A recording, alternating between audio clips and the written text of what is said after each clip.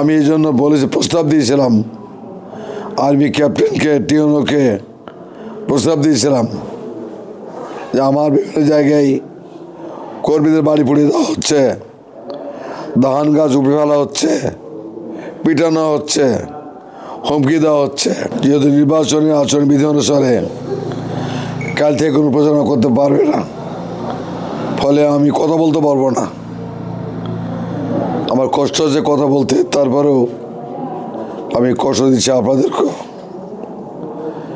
আজকে আমি গাবতলী, শাহজাহানপুরের বিভিন্ন এলাকা ঘুরেছি।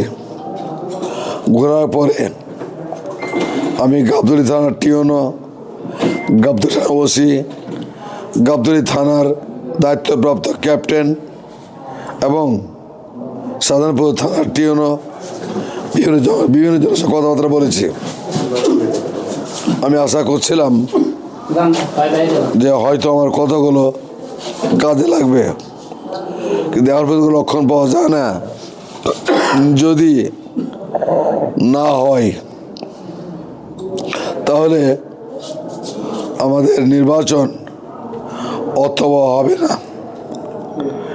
নির্বাচন অর্থবহ করার জন্য প্রয়োজন হচ্ছে ভোটারের আস্থা সৃষ্টি করা, কিন্তু বিভিন্ন জায়গায় এত হুমকি, এত ধমক, ভোটারের মধ্যে এই ধারণা সৃষ্টি হচ্ছে আহত ভোট দিতে পারবো কি না, আবার সেই সৌর শাসনের ভোট সে ভোটে ভোট দিতে যাচ্ছে কি না।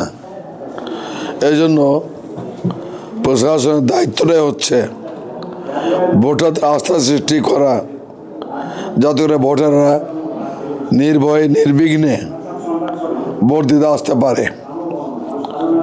আমি এই জন্য বলেছি, প্রস্তাব দিয়েছিলাম আর্মি ক্যাপ্টেনকে, টিওনোকে প্রস্তাব দিয়েছিলাম যে আমার বিভিন্ন জায়গায় কর্মীদের বাড়ি পুড়িয়ে দেওয়া হচ্ছে, ধান গাছ উপড়ে ফেলা হচ্ছে, পিটানো হচ্ছে, হুমকি দেওয়া হচ্ছে, ফলে একটা বলতে পারে যে নির্বাচন বিরোধী পরিবেশ সৃষ্টি করার চেষ্টা করছে।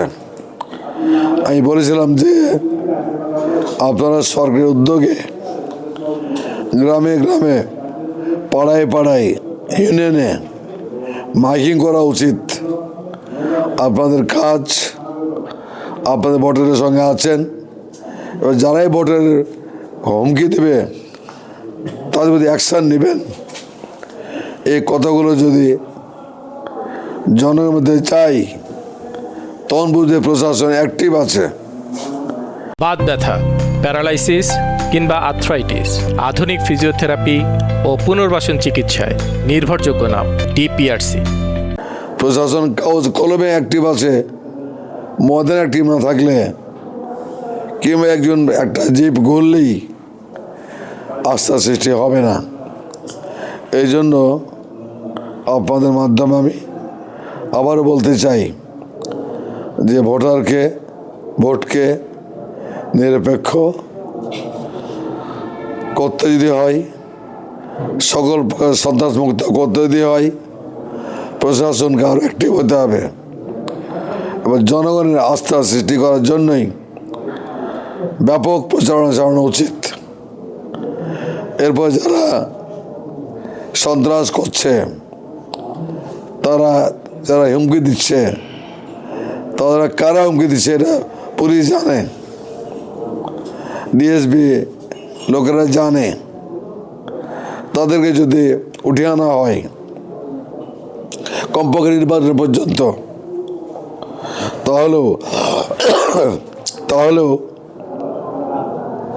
একটা পরিবেশ সৃষ্টি হতে পারে। কাগজে কলমে আসে, ময়দান নেই, এমন থাকা দরকার নেই।